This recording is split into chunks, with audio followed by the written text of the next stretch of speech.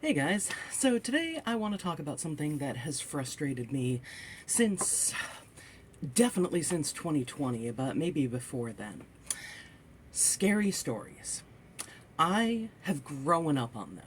When I was a kid, I would read the Scary Stories to Tell in the Dark books by Alvin Schwartz. I had other collections of, different scary story, urban legend type things. There was one summer while I was in high school. I think it was before my junior year, maybe before senior year. I don't know. But I really got into reading the horror and mystery, or horror and suspense, I don't know, but EC Comics. And there was also one that did comic versions of a whole bunch of urban legends, including ones I hadn't even heard of. And considering that the movie Urban Legend came out while I was in high school, I think sometime during my junior year. I don't know, I went to go see it in the movie theater with a couple of friends though. But considering I had seen that fairly recently when I discovered these comics, I loved looking over, especially the Urban Legend one. So, yeah, I've been reading scary stories since I was a kid. I've been watching different horror movies since I was a kid. I saw Vincent Price's House on Haunted Hill. I saw Vincent Price's House of Wax. I accidentally saw Pet Cemetery when I was like 10, the original one. That scared the bejesus out of me. I haven't seen the remake though. I've heard it's awful. I do want to see it though because I love John Lithgow. What else did I see? I saw Carrie when I was, I think, in middle school. Yeah, it had to be middle school. And, I've just watched horror movies for as long as I can remember. When I was 14, I was at my Nana and Uncle's house. And they had the house where they were essentially had four floors. It had the basement, it had the first floor, second floor, and then an attic that you could actually, you went up a staircase. It wasn't some kind of pull down thing or anything like that. You actually went up a staircase at the end of the second floor, and, at the top of the staircase was the attic, and there were windows in there, and you could stand up. There was enough room to put bookshelves, and that was where the pool table that they had was. And I don't know how they acquired a pool table. I should find that out one day. But it was a pretty cool place to hang out, especially when I was a teenager, really into, the more dark and scary kind of things, because as I pointed out last video, all of these books up here and the shelf goes on that way, but all of those are Christopher Pike and R.L. Stine books, because I was obsessed with reading R.L. Stine when I was in middle school and high school. Well, when I was 14, my freshman year, I was up there on Staten Island. It was probably, something, we kept our dentist up there for whatever reason. So every 6 months we would make the trip, and there we go. But I was looking around the attic at all the different books that were up there on the shelves. And I found this one, Phantoms by Dean Koontz. And it had to have been around the time that in choir we were singing a Phantom of the Opera medley. So of course something called Phantoms I'm immediately drawn to. Well, the blurb on this one says, they found the first body hideously swollen and still warm. Then they found two severed hands. Then two staring heads in wall ovens. 150 were grotesquely dead, and it had hardly begun in the tiny mountain town of Snowfield, California. At first they thought it was a maniac. Then they thought it was an obscene new disease. Then they thought it was the Russians. Then they found out the truth, and they saw it in the flesh, and it was worse than anything any of them had ever imagined. And the beginning thing, books, I don't think they really do anymore, but books would have sort of a,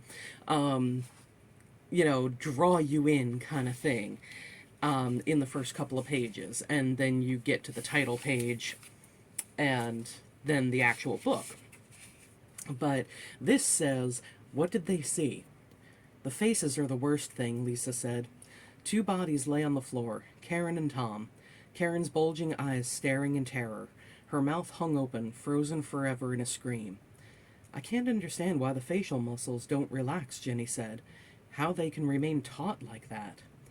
What did they see? Lisa asked. I read the blurb and I read that little bit and I was hooked. I wanted to know what this book was about and what happened in it and all of that. So I took it home, and it was really the first time that I had read a book that was this thick, because I was used to the Fear Street stuff that's like 150, 180 pages. This is almost 500. So it took me about a week, probably a business week, like a Monday through Friday kind of thing, to finish this. But let me tell you, it scared the absolute hell out of me. Like, I have never had this experience before or since. I was peeking around doorways in broad daylight. That's how much this got to me. And, doing that at night, or like, when I would have to go upstairs to go to bed and I would be the last one to turn the light out downstairs, inevitably I would turn off the light and then run up the stairs as fast as I could. Because who doesn't do that? Who doesn't feel like there's something behind them when it's all dark downstairs?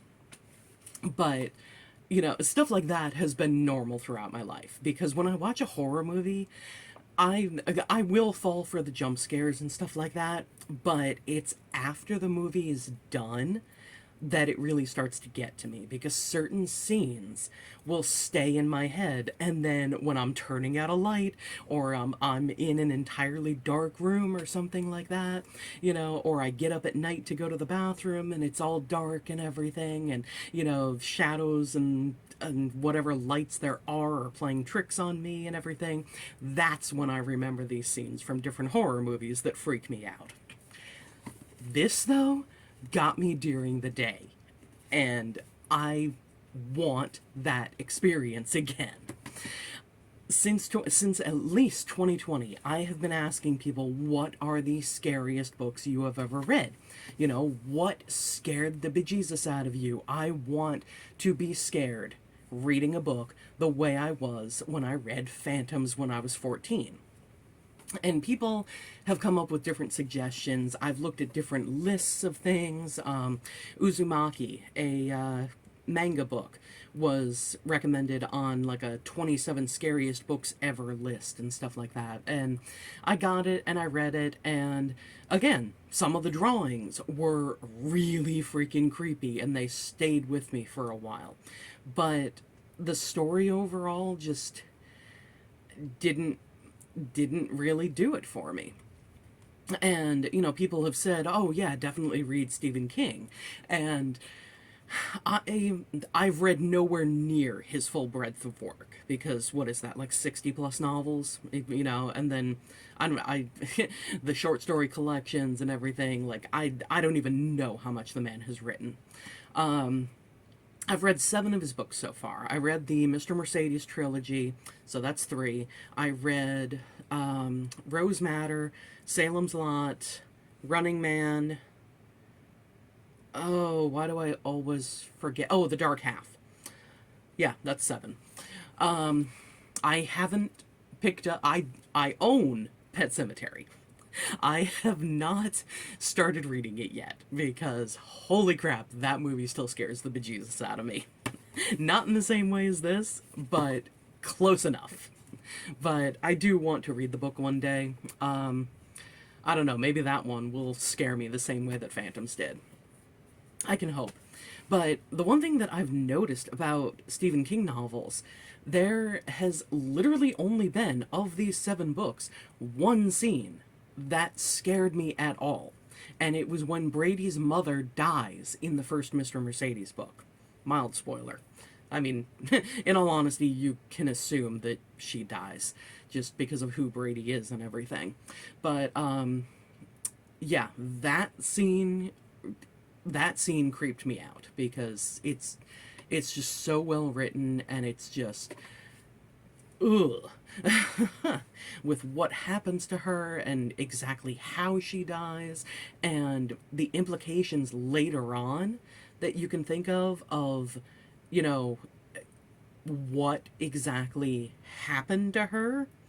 Like you know what happened to her in the scene, you know, but when you think about it later, it's like, holy hell, is this what happened to her? And I can't really say more without giving spoilers away. Um, but yeah, that I will say with Stephen King, like, and again, like I said, I have read nowhere near his entire library of work, so maybe my opinion will change about this when I read more.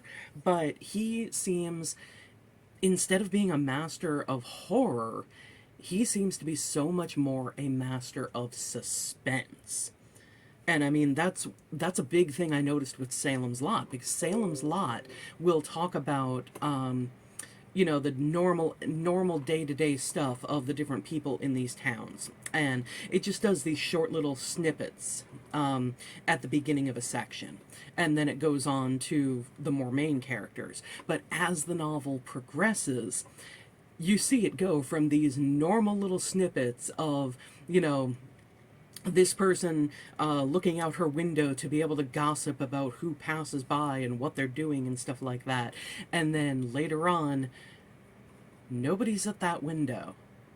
She's not there to gossip anymore.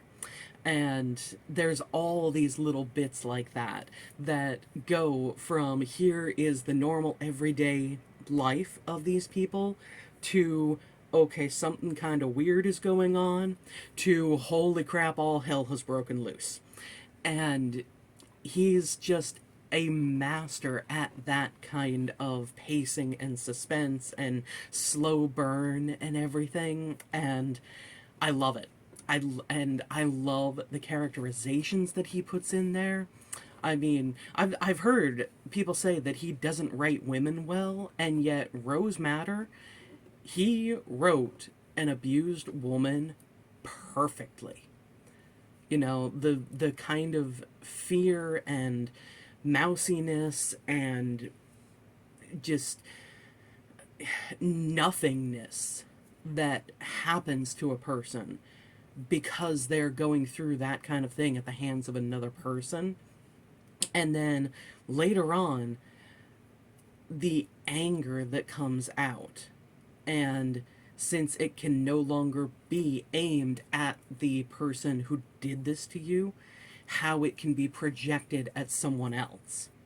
And I love that he included that, because that is a very real thing that can happen to abuse victims.